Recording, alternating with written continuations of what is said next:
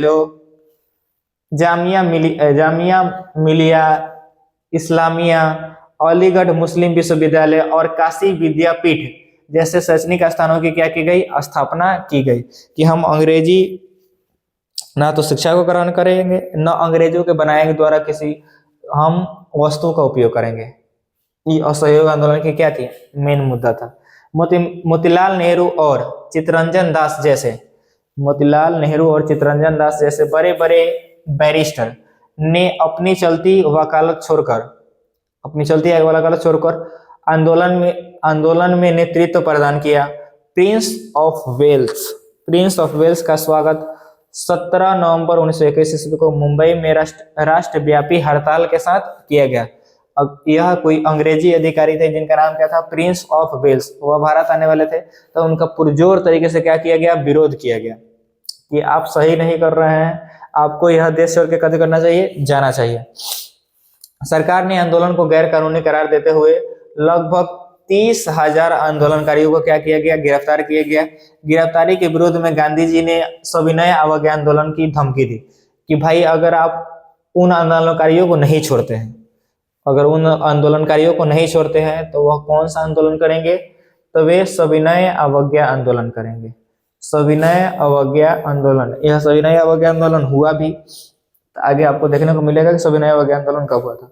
उत्तर प्रदेश के गोरखपुर जिले के चौरी चौरा में राजनीतिक जुलूस पर पुलिस द्वारा फायरिंग के विरोध में भीड़ ने थाना पर हमला करके 5 फरवरी 1922 ईस्वी को 22 पुलिस कर्मियों की जान ले ली, जिसके कारण 12 फरवरी 1922 ईस्वी को गांधी जी ने निर्णय लिया कि हम इस आंदोलन क्या कर देंगे, स्थगित कर देंगे। गांधी जी को ब्रिटिश सरकार द्वारा मार्च 1922 ईस्वी को गिरफ्तार करके 6 वर्षों के लिए कथित किया गया, कारावास किया गया। जब अंग्रेजों को पता चला कि जो चौरा-चौरी हत्याकांड हुआ था उसमें कहीं ना कहीं किनका योगदान है, तो महात्मा गांधी का योगदान है। इसको चलते उन्होंने क्या किया कि मार्च में उनको क्या किया गया, गिरफ्तार किया। और गिरफ्तार करने के बाद उनको क्या किया गया कि 6 साल का सजा सुनाया गया कि देखिए बुढ़ऊ, सब किया धरा आप ही का है, तो इसलिए आप 6 साल तक कहाँ रहेंगे, जेल में ही रहेंगे। आगे देखिए अब परिणाम क्या हुआ, जो असहयोग आंदोलन हुआ था, असहयोग आंदोलन का क्या परिणाम हुआ, इसके बारे में आपको कदर करना होगा, जानना होगा कि असहयोग आंदोलन का क्या परिणाम हुआ। असहयोग आंदोलन के अचानक स्थगित हो जाने और गांधी जी की गिरफ्तारी के कारण खिलाफत के मुद्दे का भी अंत हो गया। जो खिलाफत आंदोलन चल रही थी उसका भी क्या हो गया, अंत हो गया। जो हिंदू मुस्लिम एकता थी वह भंग हो गई। जो हिंदू और मुस्लिमों के बीच में जो एकता की भावना पनप रही थी वह क्या हो गई, खत्म हो गई। संपूर्ण भारत में सांप्रदायिकता को बोलबाला हो गया। अब सांप्रदायिकता का मतलब हुआ कि धर्म के आधार पर क्या होने लगा, मार झगड़ा काट होने लगा, धर्म ही सब कुछ हो गया। ना ही स्वराज की प्राप्ति हुई और ना ही पंजाब अन्याय का निवारण हुआ। ना ही स्वराज की प्राप्ति हुई, ना ही देश स्वतंत्र हुआ, और ना ही जो पंजाब में जलियांवाला बाग हत्याकांड हुआ था उसका ही न्याय मिला। इन आंदोलनों के बावजूद इस आंदोलन ने महान उपलब्धियां हासिल की थी। कांग्रेस और गांधी में संपूर्ण भारतीय जनता का विश्व जागृत हुआ। समूचा देश पहली बार एक साथ आंदोलन हो उठा था। चरखा एवं करघा को भी बढ़ावा मिला था। इस आंदोलन के द्वारा, तो असहयोग आंदोलन के द्वारा। अब हम लोग समझते हैं सविनय अवज्ञा आंदोलन को। इसमें एक क्वेश्चन आपसे पूछता है कि प्रथम असहयोग आंदोलन को प्रथम जन आंदोलन क्यों कहा जाता है। तो एक असहयोग आंदोलन से पहले भारत में ऐसा कोई भी आंदोलन नहीं हुआ था जिसमें महिला, पुरुष, शिक्षक, विद्यार्थी, किसान, मजदूर, सभी वर्ग के लोग क्या थे, शामिल थे। इससे पहले इतना लोग इसमें शामिल किसी भी आंदोलन में शामिल नहीं हुआ था। इसलिए असहयोग आंदोलन को प्रथम क्या कहा जाता है, जन आंदोलन कहा जाता है। क्योंकि इसका जो आकार था वह काफी विस्तृत था, वह काफी दूरी तक और काफी बड़ी मात्रा में कहा हुआ था कि आंदोलन हुआ था। अब हम लोग को समझना है कि सविनय अवज्ञा आंदोलन क्या है। सविनय अवज्ञा आंदोलन के बारे में समझना है कि सविनय अवज्ञा आंदोलन,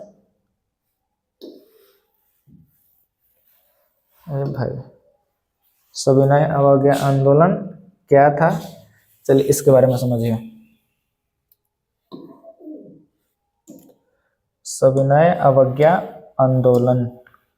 देखिए, गांधी जी ने सविनय अवज्ञा आंदोलन की शुरुआत दांडी यात्रा से की।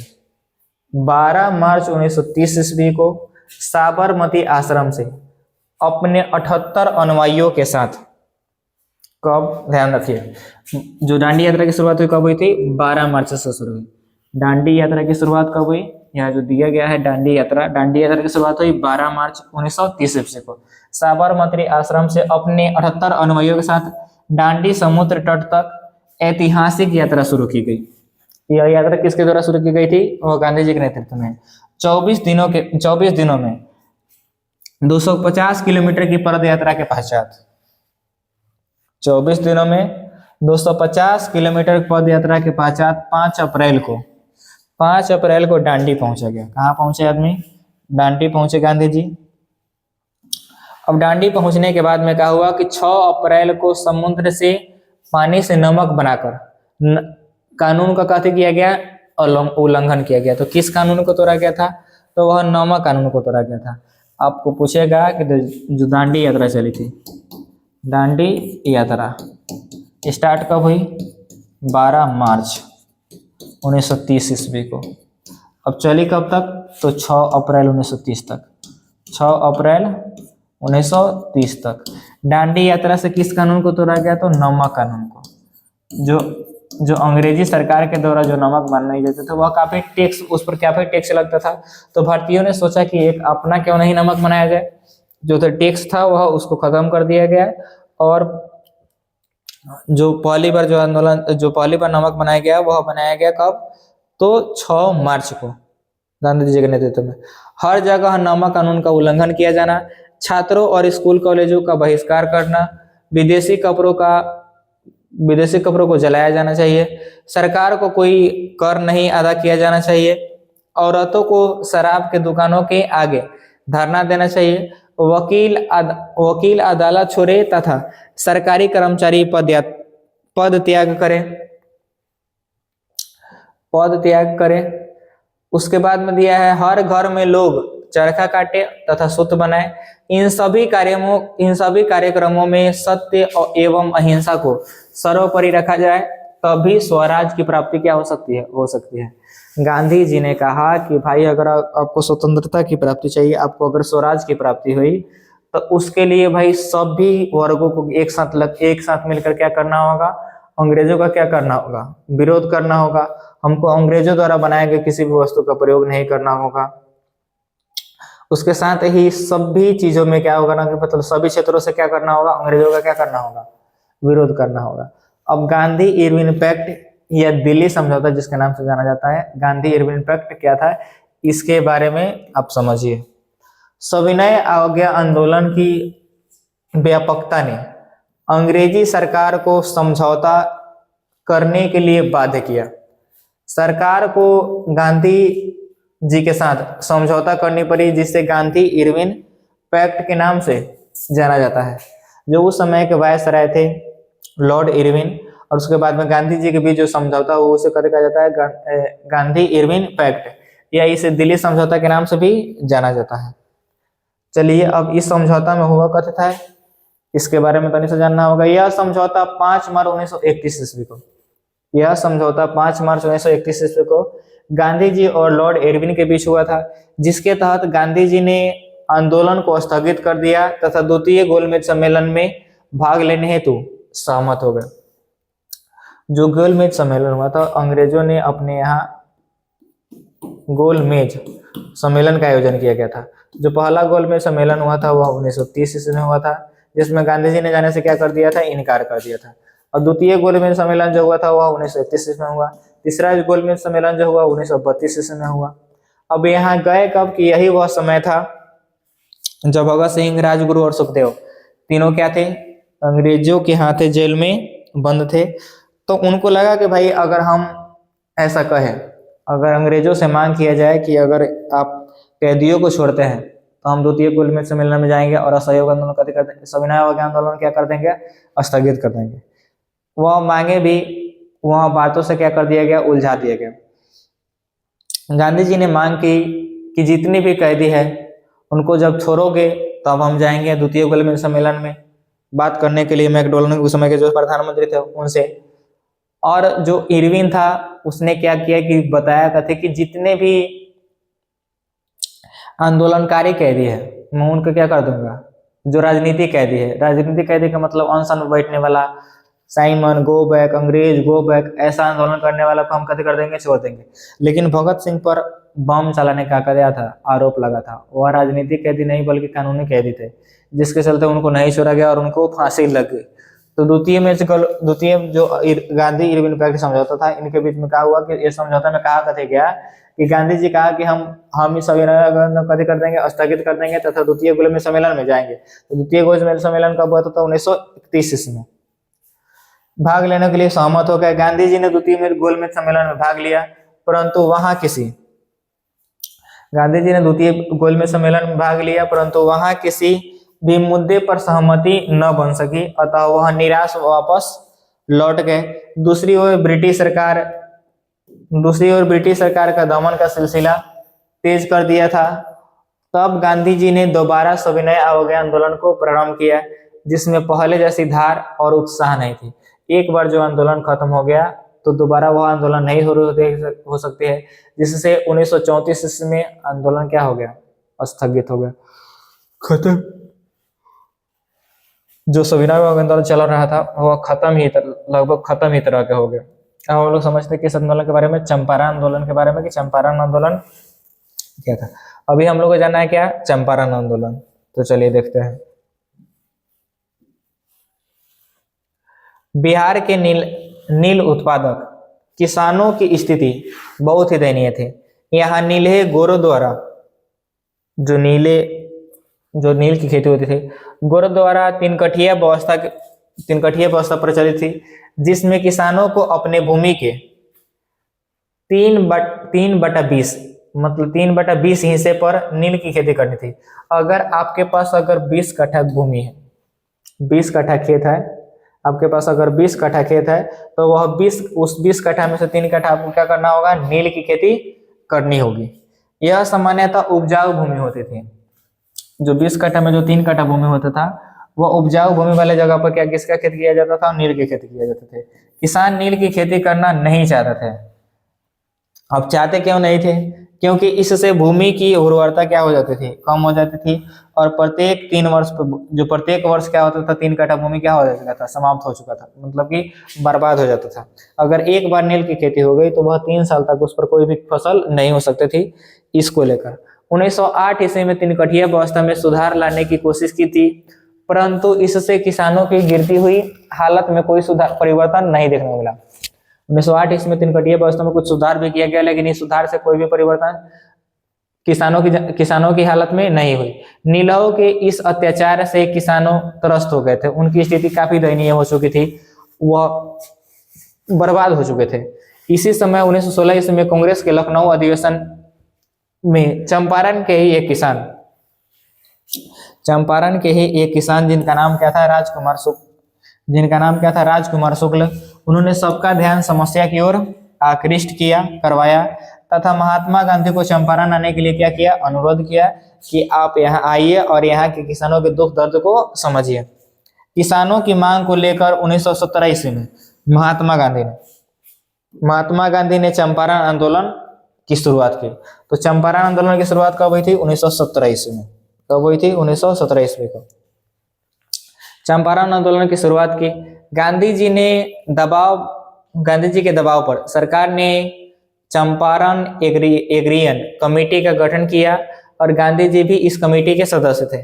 इस कमेटी के सिफारिश पर ब्रिटिश सरकार ने किसानों से 3 कट्ठा व्यवस्था और अन्य कर भी क्या कर दिया, समाप्त कर दिया। जिसमें कि तो अब पूछा जाएगा कि चंपारण सत्याग्रह कब हुआ था, तो चंपारण सत्याग्रह हुई थी। चंपारण आंदोलन कहिए या चंपारण सत्याग्रह कहिए, कब हुई थी, 1917 ईस्वी में। इसमें किसकी जीत हुई, तो इसमें गांधी जी की जीत हुई। इसमें गांधी जी और जो किसान थे उनकी क्या हुई, जीत हुई। तो 3 कट्ठा व्यवस्था को समाप्त करने के लिए कौन सा आंदोलन चलाया गया था, तो चंपारण सत्याग्रह कहिए या चंपारण आंदोलन कहिए। अब खेरा आंदोलन के बारे में समझिए। गुजरात के खेरा जिला में किसानों ने लगान काफी के लिए माफी के लिए लगान माफी के लिए टैक्स जो था उसकी माफी के लिए एक आंदोलन चलाया। गांधी जी ने लगान माफी के लिए किसानों की मांग का समर्थन किया। जो टैक्स जो अंग्रेज वसूले जा रहे थे किसानों से उसका कथी किया गया, विरोध किया गया। और इसका समर्थन करने के लिए कौन आगे निकल के आए, गांधी जी ने। क्योंकि 1917 ईस्वी में अधिक बारिश होने के कारण फसल क्या हो चुकी थी, बर्बाद हो चुकी थी, व्यापक क्षति हो चुकी थी। जब फसल बर्बाद हो गई थी तो लोगों का कहना था कि भाई इस वर्ष क्या कर दिया जाए, टैक्स भी कथी कर दिया जाए, जो कर वगैरह है उसका भी कथी कर दिया जाए, माफ कर दिया जाए। क्योंकि फसल हुई ही नहीं है, तो फसल हुई नहीं है तो हम टैक्स कहाँ से देंगे। लगान कानून के अंतर्गत ऐसी स्थिति में लगान माफी का प्रावधान नहीं था। ऐसा अगर जो कानून था वह कानून में कहीं भी नहीं लिखा गया था कि अगर स्थिति आती है, अगर बाढ़ की संभावना बाढ़ आ जाए या सुखाड़ आ जाए या अधिक बारिश हो जाए, अगर फसल बर्बाद हो जाए तो उस समय क्या कर दिया जाए। तो ऐसा कोई प्रावधान नहीं था कि कभी कर दिया जाए, वह टैक्स को कभी कर दिया जाए, माफ कर दिया जाए। लेकिन 22 अप्रैल 1918 ईस्वी, 22 जून 1918 ईस्वी में यहाँ गांधी जी ने सत्याग्रह का आह्वान किया, जो 1 महीने तक जारी रहा। जो खेरा आंदोलन चला था वो लगभग कितने महीने तक चला, 1 महीने तक चला।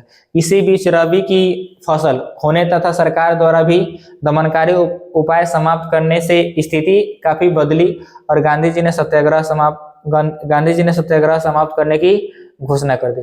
इस सत्याग्रह के द्वारा गुजरात के ग्रामीण क्षेत्र में भी किसानों में अंग्रेजों की शोषण मूलक कानूनों का विरोध करने का साहस किया और साहस जागा। लोगों में ऐसी भावना जागी कि हम क्या कर सकते हैं, अंग्रेजों का विरोध कर सकते हैं। अब मोपला विद्रोह के बारे में आप क्या समझते हैं, इसके बारे में समझिए। आधुनिक केरल राज्य में मालाबार तट पर किसानों का एक बड़ा विद्रोह हुआ जिसे मोपला विद्रोह के नाम से जाना जाता है। मोपला विद्रोह कहाँ हुआ था, तो वह केरल में हुआ था। कब हुआ था, तो 1917 ईस्वी में ही हुआ था मोपला विद्रोह। इसके बारे में समझे। मोपला स्थानीय पट्टेदार और खेतिहर थे जो इस्लाम धर्म के अनुयायी थे, जबकि स्थानीय नमुद्री एवं नायर भूस्वामी उच्च जातीय हिंदू थे। अन्य भूस्वामियों की तरह उन्हें भी सरकारी संरक्षण प्राप्त था और वह पुलिस एवं न्यायालय इनका समर्थन करते थे। 1921 ईस्वी में नई स्थिति उत्पन्न हुई जब कांग्रेस ने किसानों के हित में भूमि और राजस्व सुधार की मांग की और खिलाफत आंदोलन को समर्थन दिया। इस नई स्थिति से उत्साहित होकर मोपला विद्रोहियों ने एक धार्मिक नेता अली मुसालियार को अपना राजा घोषित कर दिया और सरकारी संस्थाओं पर हमले प्रारंभ कर दिए। परिस्थितियों की गंभीरता को देखते हुए अक्टूबर 1921 में विद्रोहियों के खिलाफ सैन्य कार्रवाई आरंभ हुई। दिसंबर तक 10,000 से अधिक विद्रोही मारे गए और 50,000 से अधिक बंदी बना लिए गए। इस प्रकार यह विद्रोह धीरे धीरे क्या हो गया, समाप्त हो गया। शुरू तो हुई थी 1921 ईस्वी में ही, धीरे धीरे क्या हो गया, समाप्त हो गया।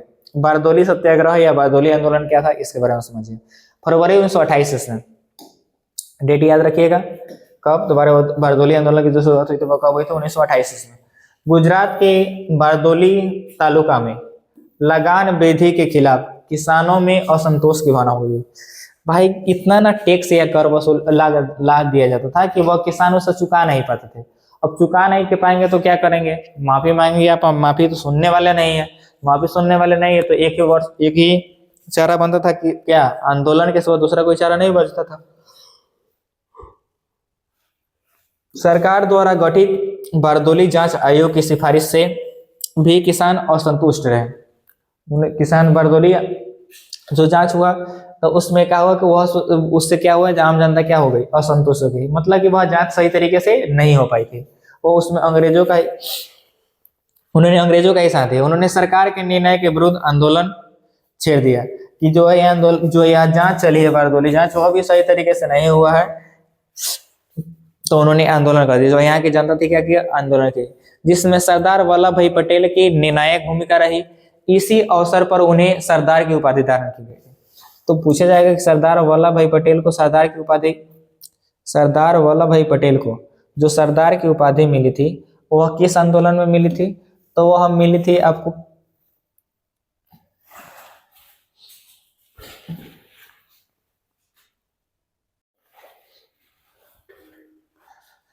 बारदोली आंदोलन के दौरान ही सरदार वल्लभ भाई पटेल को सरदार की उपाधि दी गई थी। जो बारदोली आंदोलन चला था 1928 ईस्वी में, जो बारदोली आंदोलन चली थी 1928 ईस्वी में, उसी के द्वारा ही सरदार वल्लभ भाई पटेल को किसकी सहायता दी गई, उपाधि, किसकी उपाधि दी गई, तो सरदार की उपाधि दी गई बारदोली आंदोलन के दौरान। किसानों के समर्थन में बम्बई में रेलवे हड़ताल भी हुई। के.एम. मुंशी और लालजी नारंगी ने आंदोलन के समर्थन में बंबई में विधान परिषद की सदस्यता की कथी कर दिया गया, त्याग दिया गया। के.एम. मुंशी हो या लाला जी के द्वारा भी आंदोलन का समर्थन हुआ। किस आंदोलन का, तो बारदोली आंदोलन का समर्थन हुआ। उन्होंने इस समर्थन में क्या कर दिया कि जो बंबई विधान परिषद की जो सदस्यता उनको मिली थी अंग्रेजों के द्वारा, उन्होंने अपनी सदस्यता कथी कर दी, त्याग दी। सरकार को ब्लूमफील्ड और मैक्सवेल के नेतृत्व में नई जांच समिति का गठन करना पड़ा। नई जांच समिति ने इस वृद्धि को मानने से इनकार कर दिया। अतः सरकार को लगान की दर कम करनी पड़ी। हर चीज करने के बाद में, देखने के बाद में, सोचने समझने के बाद में सरकार ने ऐसा फैसला लिया कि हम क्या कर देंगे, लगान यानी टैक्स को क्या कर देंगे, कम कर देंगे। यह आंदोलन सफल ढंग से क्या हुआ, संपन्न हुआ। जो बारदोली आंदोलन चली थी वह क्या रही, सफल रही। चलिए आगे देखते हैं किसान सभा का गठन। तो 1922-23 में मुंगेर में शाह मोहम्मद जुबैर के नेतृत्व में किसान सभा का गठन हुआ। 1928 में स्वामी शाहजानंद सरस्वती ने बिहेटा में तथा 1929 में सोनपुर में किसान सभा का गठन किया। और 11 अप्रैल 1936 ईस्वी को अखिल भारतीय किसान सभा का गठन हुआ। इसको याद रखिएगा, इसका डेट याद रखिएगा। 11 अप्रैल 1936 को किसका गठन हुआ था, तो अखिल भारतीय किसान सभा का गठन हुआ था। अब हम लोग मजदूर आंदोलन के बारे में समझते हैं कि मजदूर आंदोलन कब हुआ था। यूरोप में औद्योगिकरण और मार्क्सवादी विचारों का प्रभाव भारत में भी पड़ा, जिसके फलस्वरूप औद्योगिक प्रगति के साथ साथ मजदूर वर्ग की चेतना में क्या हो गई, चेतना भी जागृत हुई। 1917 ईस्वी में अहमदाबाद में प्लेग की महामारी के कारण 1917 ईस्वी में अहमदाबाद में प्लेग की महामारी के कारण शहरों को छोड़कर जाने से रोकने के लिए मिल मालिकों ने उनके वेतन में वृद्धि कर दी, लेकिन महामारी खत्म होने पर उन्हें क्या कर दी, समाप्त कर दी गई। 1920 में कांग्रेस पार्टी ने all India trade union Congress की स्थापना की। राष्ट्रीय आंदोलन में मजदूरों का समर्थन जारी रहा। देखिए अगर कोई भी उद्योग चलाना है तो उसमें मजदूरों की आवश्यकता होगी। अगर मजदूर सही ढंग से काम नहीं करेंगे तो आपका जो फैक्ट्री वगैरह होगा सही तरीके से काम नहीं करेगा। अब आपको जानना होगा जनजातीय आंदोलन क्या था। तो 19वीं शताब्दी की तरह 20वीं शताब्दी में भी भारत के अनेक भागों में आदिवासी आंदोलन होते रहे। 1916 ईस्वी में रंपा विद्रोह, डेट वगैरह याद रखिएगा कि ऑब्जेक्टिव क्वेश्चन आपसे निकल सकता है कि रंपा विद्रोह कब हुआ था, 1917 ईस्वी में। केरा विद्रोह कब, कोंड विद्रोह कब हुआ था, तो 1914 ईस्वी में। 1914 से 1920 ईस्वी तक जतरा भगत के नेतृत्व में भी कई विरोध हुए। अब भारतीय राजनीति में अब दल के बारे में समझिए, राजनीतिक दल के बारे में। अब राजनीतिक दल में सबसे पहले जानना होगा भारतीय राष्ट्रीय कांग्रेस के बारे में। किसकी स्थापना में, कांग्रेस के बारे में। तो भारतीय राष्ट्रीय कांग्रेस आंदोलन की जो शुरुआत हुई थी भारतीय राष्ट्रीय कांग्रेस की स्थापना से ही माना जाता है। जो भारत में जितने भी आंदोलन हुए, चाहे वह चंपारण सत्याग्रह हो, असहयोग आंदोलन हो, सविनय अवज्ञा आंदोलन हो, चंपारण सत्याग्रह हो, इस सब का जो नेतृत्व हुआ है वह किसके स्थापना के बाद हुआ, वह कांग्रेस की स्थापना के बाद ही सफल हो पाया। भारतीय राष्ट्रीय कांग्रेस की जो स्थापना हुई थी वह एलेन ऑक्टोवियन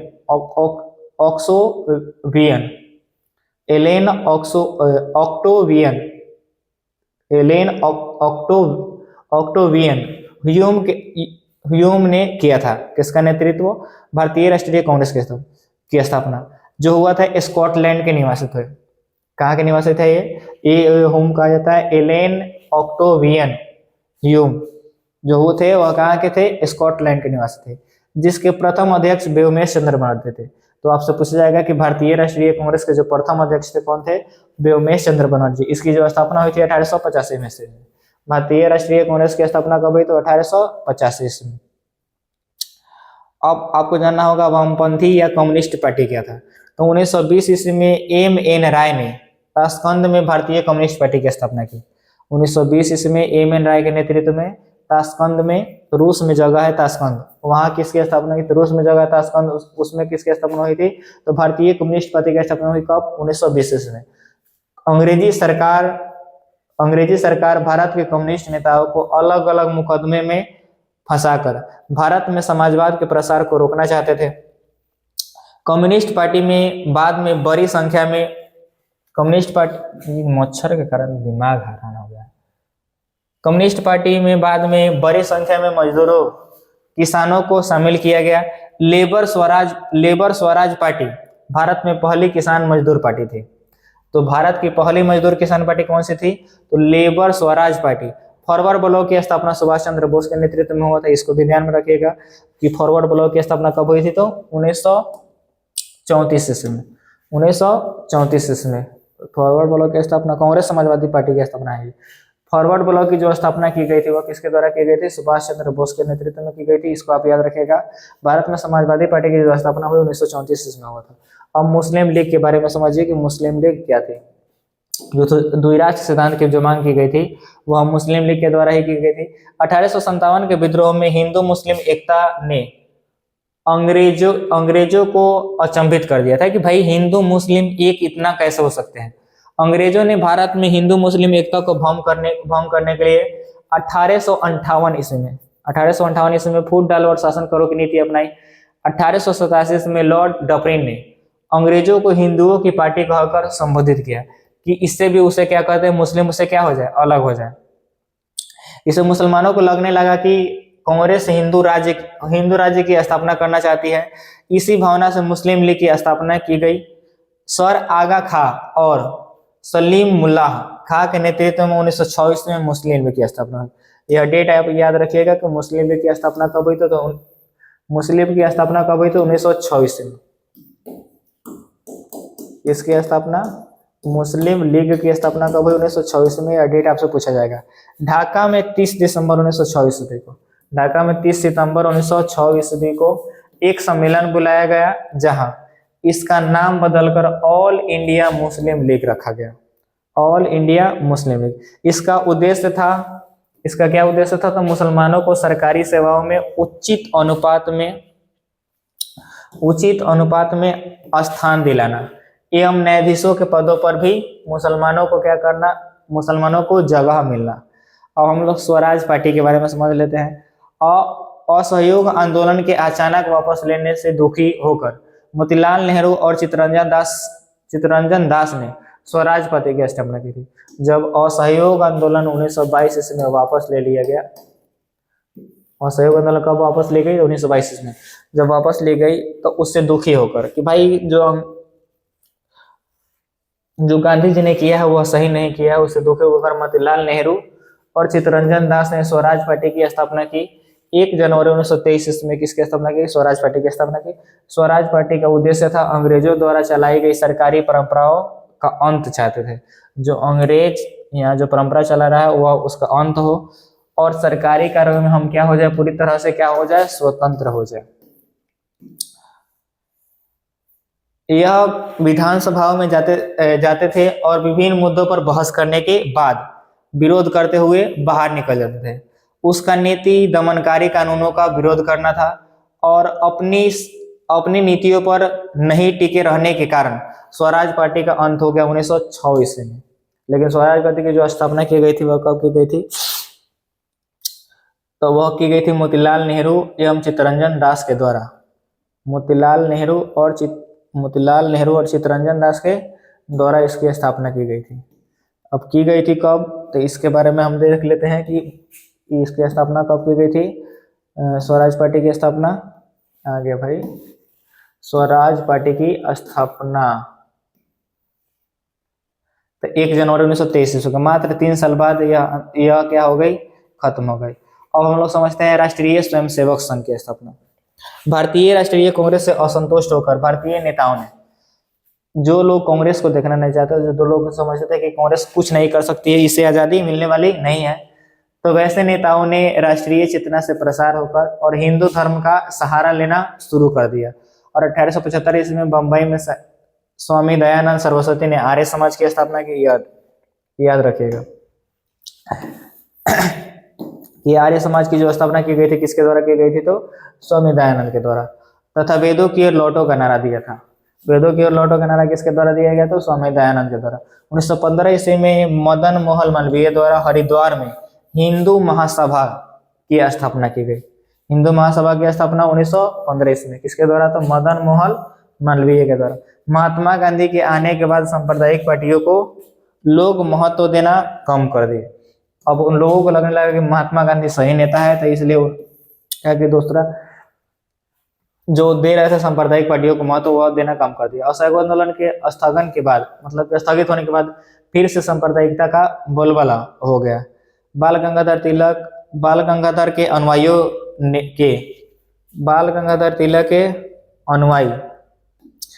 के